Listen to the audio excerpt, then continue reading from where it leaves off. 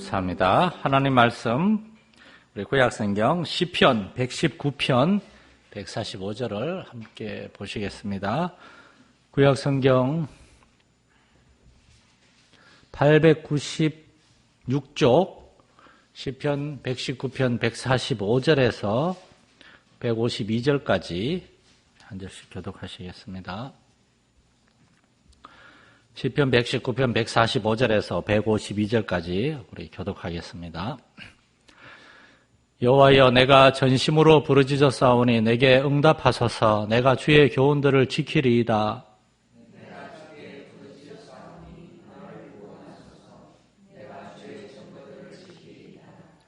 내가 날이 밝기 전에 부르짖으며 주의 말씀을 바라싸우며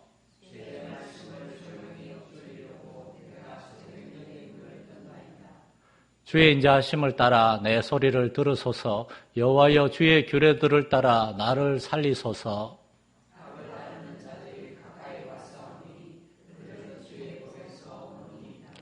여호와여, 주께서 가까이 계시오니 주의 모든 계명들은 진리니이다.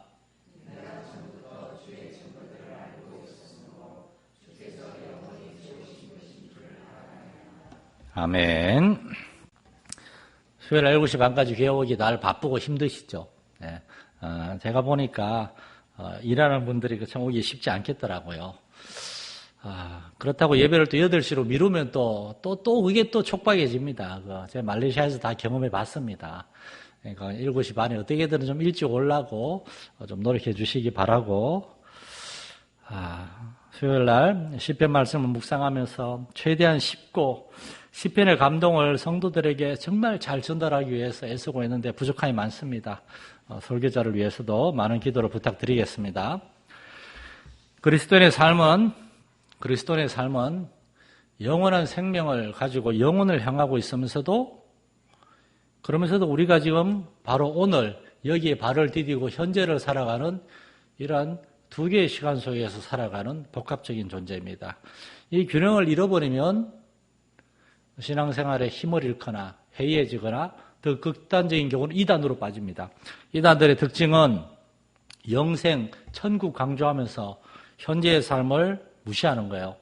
오래전 일이긴 하지만 1992년에 다미 선교회, 다가올 미래를 대비하라 다미 선교회 그 1992년 7월 며칠 날 예수님 온다고 저 서울의 마포구 어디에 다 성가대가 온갖 흰옷 입고 모여가지고 예수님 막 기다리고 있었는데 아무 일 없었습니다. 그때 전에 사람들 집 팔고 돈 팔고 다 이런 지금 금명에도 누군지 다 아니까 이장님 목사한테 다 갖다 바치고 현재의 삶을 무시했습니다. 올바른 기독교는 복음주의적인 교회는 현재를 무시하지 않습니다. 영원한 생명을 우리가 누리고 있지만 우리는 오늘 하루 현재를 살아가는 거예요. 그런 이유 때문에 우리는 바로 오늘 여기에서 우리의 삶에 대한 성실함, 진실함, 그리고 열정이 필요한 겁니다. 그리스도인들은 성경 말씀 그대로 아침마다 하나님은 우리에게 새로운 은혜를 주시고 새로운 하루를 주시고 새로운 시간을 주셨다. 일어나면서 아이고 어제하고 똑같은 하루가 시작됐네. 어제하고 똑같은 하루는 없습니다. 오늘은 뭐가 달라도 다른 겁니다. 우리가 전혀 살아보지 못했던 새로운 하루, 새로운 시간을 시작하는 겁니다. 예수님의 제자들이 예수님을 만난 다음에 예수님과 함께 새로운 하루를 시작했어요. 그들에게는 이제 사람을 낳은 어부로서의 하나님의 자녀의 백성이요 일꾼으로서의 새로운 삶이 시작된 겁니다. 여러분은 대부분 잘 모르시겠지만 오늘부터 새벽기도 설교를 유튜브에 제가 올리기 시작했습니다. 어제 우리 교회 한 형제가 저한테 컴퓨터를 조그마한 걸 하나 선물을 했어요.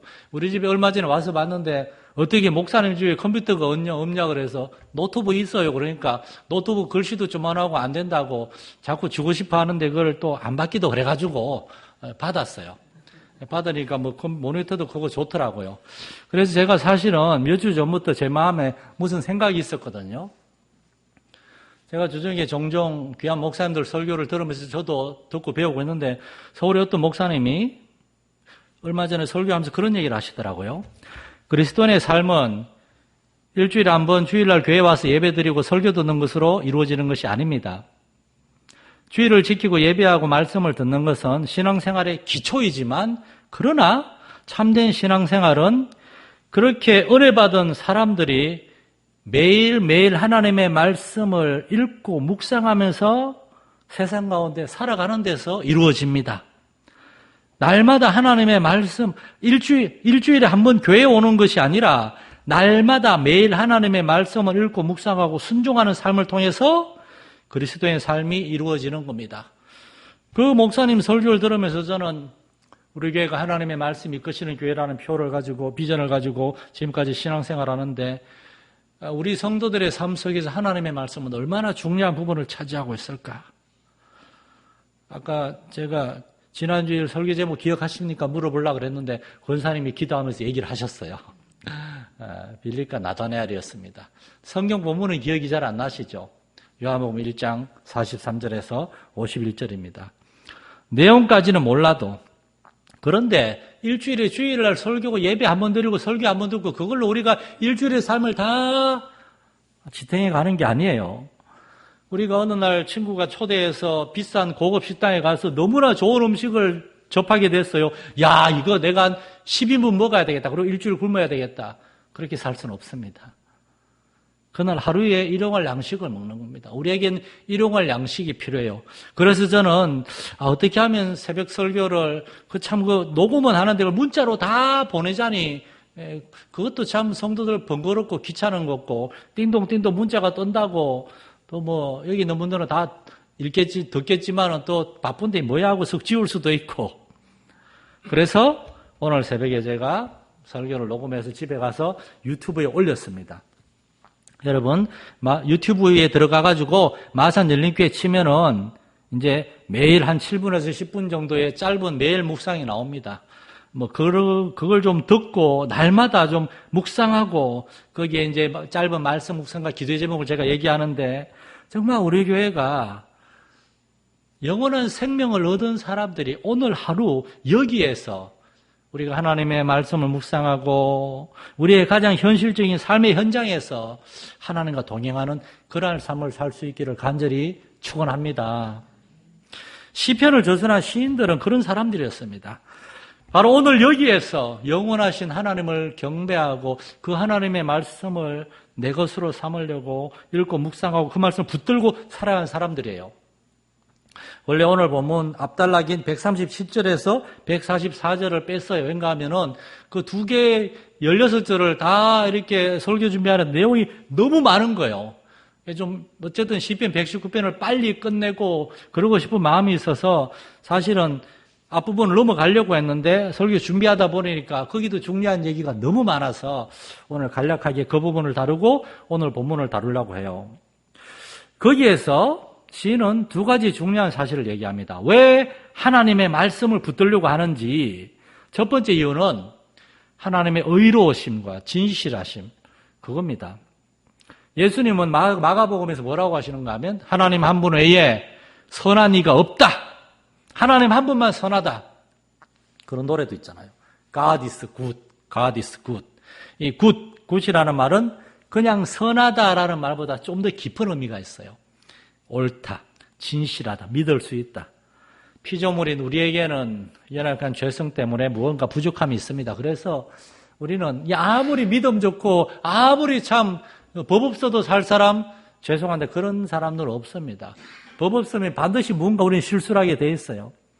우리의 인격과 성품과 우리의 살아가는 삶의 방식, 다른 사람을 대하는 방식에는 분명히 무언가 연약한 부분이 있어요. 제가 아는 어떤 사람은 정말 착하고 진실해요. 그런데 눈치가 너무 없어요. 다른 사람 열받는 것도 눈치를 못 채요. 제가 그걸 좀 얘기하고 싶은데 또 얘기하면 제가 나쁜 사람이 되기 때문에 얘기도 못 하겠고 이거 어떻게 해야 되는지 모르겠어요. 그래서 우리는 다른 사람들과의 관계에 있어서 이해해야 됩니다. 이해해야 돼요. 우리가 틀린 것이 아니고 저 사람이 틀리거나 내가 틀린 게 아니고 우리가 다른 것이구나.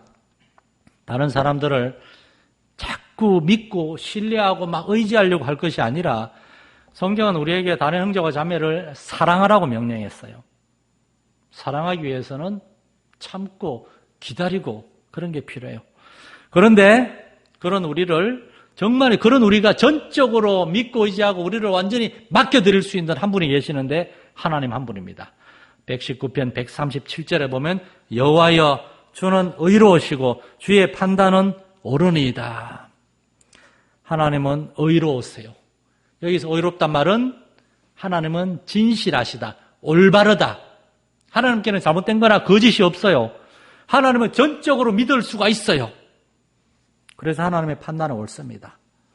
그래서 우리는 하나님을 경배해야 되고 하나님을 섬겨야 되고 하나님이 왕이시고 하나님이 주권을 가지고 있고 옛날에 왕이 무서워가지고 말 안 들으면 잡아갈까 봐 왕을 경배하는 것이 아니라 하나님의 그러한 선하심과 진실하심과 인자하심 때문에 우리는 하나님을 경배하는 겁니다. 또한 두 번째로 시인은 그래서 하나님의 말씀은 진리라고 얘기합니다. 하나님이 선하시고 의로우시고 진실하시기 때문에 하나님 우리에게 주신 말씀도 우리는 믿을 수 있다는 겁니다. 그래서 하나님의 말씀을 읽고 듣고 붙들고 시편 176절에 이 말씀들 오늘 낮에 제가 이걸 다시 한번 쭉 이제 그 설교 음성을 성경 보면 119편을 듣는데 그 어떤 성우가 낭독을 하는데 그분 참 낭독 잘하시대요. 한 사람이 아니라 6사람이 돌아가면서 하더라고요. 근데 전부 다 그냥 낭독하는 것이 아니라 막 이렇게 감탄하듯이 여호와여 주는 의로우시고 주의 판단은 옳습니다. 그러니까 그냥 여호와여 주는 의로우시고 주의 판단은 옳으니다 그렇게 하지 않더라고요. 그 성우들이 정말 하나님에 대한 경외의 마음으로 이거를 성경을 읽는데 그렇게 하는 이유는 그들의 삶 속에서 그렇게 하나님을 경배하고 경외하는 이유는 하나님의 선하심과 인자하심 그리고 하나님의 말씀의 진리를 경험했다는 겁니다. 138절부터 보면 주께서 명령하신 증거들은 의롭고 지극히 성실하니이다. 40절에 보면 주의 말씀이 심히 순수함으로 주의 종이 이를 사랑하나이다. 143절에 보면 환난과 우환이 내게 미쳤으나 주의 계명은 나의 즐거움이니이다. 특별히 이 환난과 우환이라는 이 단어에 우리가 조금 주의를 집중할 필요가 있습니다. 이 환난과 우환, 우리가 일반적으로 잘 쓰지 않는 말이죠. 그런데 이 차이가 있어요. 환난과 우환이 원어 성경도 그렇고 좀 쉽게 설명드리면 영어 성경에 보면 트러블과 스트레스라고 돼 있어요. 무슨 말인가 하면은 트러블, 우리를 힘들게 하는 어려운 문제, 곤란한 일들 그런 것이 있어요. 그리고 스트레스, 그로 인한 우리가 받는 고통, 염려, 스트레스가 뭡니까? 압박감이잖아요. 저는 늘 말씀을 드려요. 어떤 어려운 일이 생기면은 실제로 그 일 자체보다 우리가 받는 그 스트레스가 그 두려움과 염려와 근심이 더 클 수도 있습니다. 우리에게 돈 문제나 질병의 문제나 인간관계의 문제나 여러 가지 삶의 문제가 찾아와요. 그런데 그 문제가 찾아올 때 어떤 사람은 그 문제에 파묻혀가지고 그 문제만 바라보면서 답답해하고 괴로워하고 두려워하고 화내고 분노하고 낙심하고 그렇게 반응하는 사람이 있는가 하면 어떤 사람은 똑같은 일을 당해도 그 문제만 바라보는 것이 아니라 그 문제를, 그 어려운 일을 나에게 오게 하신 그 너머에 있는 하나님을 바라보면서 내가 이를 만났을 때 하나님이 나에게 원하시는 것이 무엇일까? 사람이 감당할 만한 시험 밖에는 당한 것이 없나니 시험 당할 즈음에 반드시 하나님이 또한 피할 길을 낼 것이다. 그런 말씀이 있으니까 내가 이걸 이겨낼 수 있을 것이다. 그렇게 하나님께 소망을 두고 기도하면서 반응할 수도 있어요. 우리의 삶에 그렇게 환난과 그로 인한 두려움들, 그런데 이러한 것들까지도 하나님의 말씀은 다스린다는 겁니다.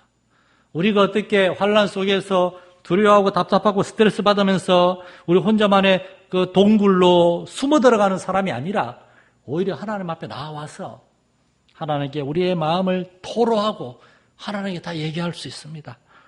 하나님께서 세상을 창조하시고 나에게 생명을 주셨고 나의 인생을 허락하셨고 이 나에게 찾은 이러한 문제도 하나님이 나에게 이러한 문제가 오게 하셨으니까. 그런데 하나님 날 사랑하시니까 하나님 반드시 내 마음을 회복시키실 것이고 이러한 문제들도 하나님이 주관하실 것이다. 아직은 잘 몰라요. 아직은 몰라요. 우리의 생각과 우리의 경험을 뛰어넘는 하나님의 방법으로 일하실 것이다. 그거를 믿고 기다리는 겁니다. 5살짜리, 7살짜리 아이가 엄마 아빠가 어려운 문제에서 막 근심하는 가가지고 같이 그냥 인상을 팍 쓰면서 엄마 아빠 나한테도 얘기해줘. 나도 같이 좀 염려하게 걱정해. 그런 애 없습니다.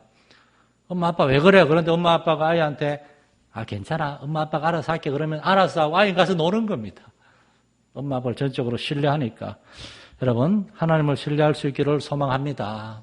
하나님이 다 주관하고 다스리십니다. 그런데 그 방법이 바로 하나님의 말씀이라는 겁니다. 하나님의 말씀 안에 그러한 일을 겪은 사람이 얼마나 많습니까? 엘리야도 우리와 성정이 같고, 아브라함도 우리와 성정이 같고, 요셉도 우리와 성정이 같고, 이제 몇 주 전에 주일 오후에 우리가 요셉에 대해서 잠깐 나누는데, 그 17살짜리 소년이, 17살짜리 소년이 그 형들에게 버림받고, 그냥 죽임당할 뻔하다가, 이방인에게 노예로 끌려가서, 그 로마에서 애굽에서 노예 생활 종사를 하다가 그래도 믿음을 지키고 정결함을 지켰는데 억울한 누명을 쓰고 감옥에 갇혔어요. 그때가 아마 20대 초중반일 건데 폭발할 수도 있지 않을까요? 폭발할 수도. 하나님 해도 너무합니다. 이건 아니지 않습니까? 아버지에 대한 형들에 대한 분노. 어떻게 그럴 수가 있나?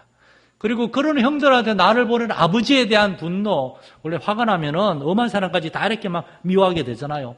그리고 왜 내가 그런 고약한 형들을 믿고 그까지 갔나? 아니, 우리 하나님은 왜 뭐 하시는가? 그런 마음이 요셉을 무너뜨리지 못했습니다.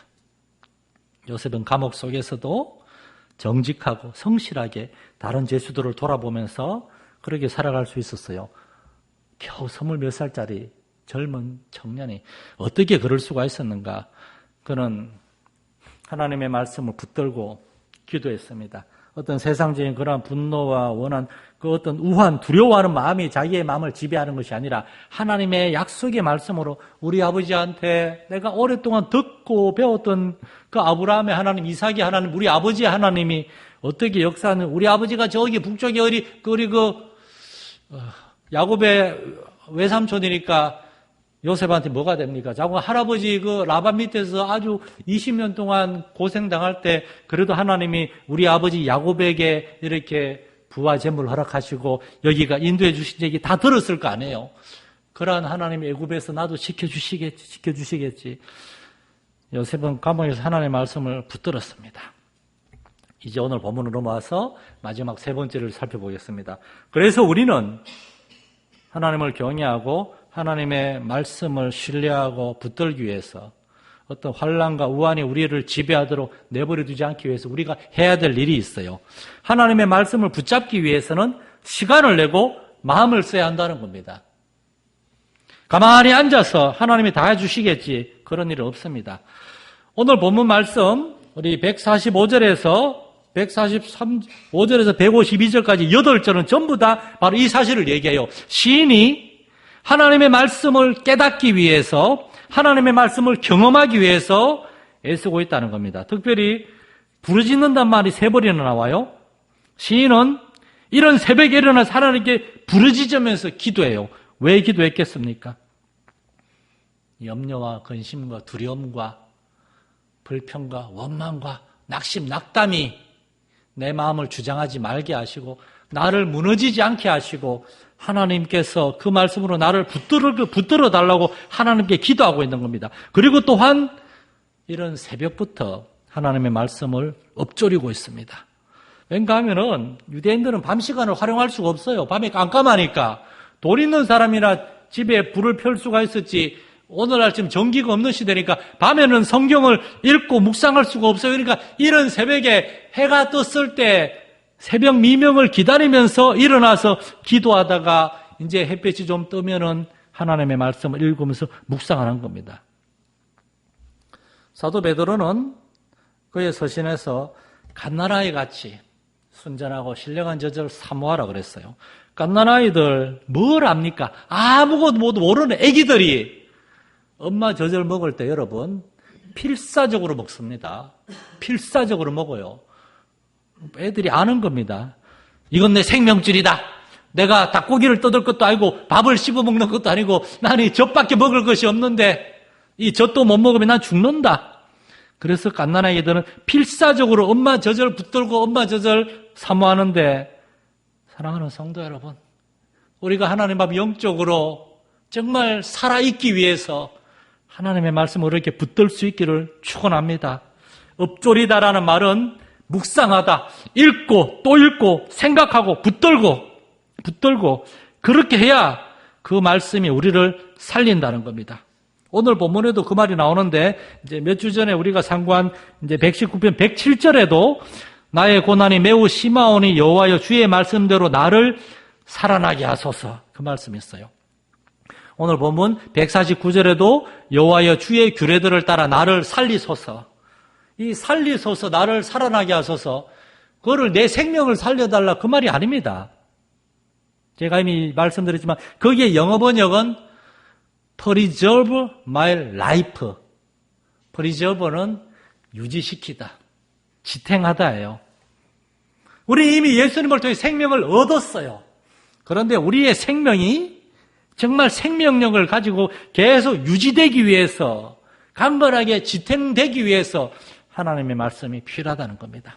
여러분 예수를 믿는데 하나님의 아들 예수 그리스도를 통해서 새 생명을 얻었는데 그 새 생명 안에서 하나님의 자녀로서의 아들과 딸로서의 그 은혜와 축복들, 특권들을 깨닫지 못하고 세상 사람들과 똑같이 염려하고 걱정하고 두려워하고 환난이 닥쳤을 때 우리가 다르게 반응하지 못하고 두려워하고 낙심하고 스트레스를 받고 주저앉고 그런 경우가 얼마나 많습니까? 오늘 시인은 하나님이여 주의 말씀들을 따라서 나를 살리소서. 이 말씀은 나의 삶을 지켜주소서. 나의 삶을 계속하여 유지하여 주소서. 그냥 아침에 눈 뜨고 밥 먹고 그러니까 살아있는 거죠. 그 정도로 살아있는 것이 아니라 정말 우리에게 주신 생명을 인하여 감사하면서 아침에 태양이 막 힘차게 하루를 시작하는 것처럼 우리도 하나님 우리에게 새 생명을 주시니 감사합니다. 어제 어려운 일들이 아직 해결되지 않았고 여전히 나의 삶에 남아있고 그러한 일들에 대한 염려와 걱정과 두려움들, 무기력감, 초조함, 쫓기는 마음 그러한 것들이 여전히 내 마음에 남아있으나 그러나 그러한 것들을 넘어서는 전능하신 하나님, 창조주 하나님, 정말 능력의 하나님, 가장 선하시고 인자하시고 진실하신 하나님이 계시기 때문에 오늘은 새로운 하루가 되게 하옵소서. 나의 마음을 주님께 드립니다. 하나님의 말씀으로 나를 채워주시고 하나님의 말씀으로 나를 인도하여 주소서. 그렇게 기도할 수 있는 저와 여러분이 될 수 있기를 소망합니다.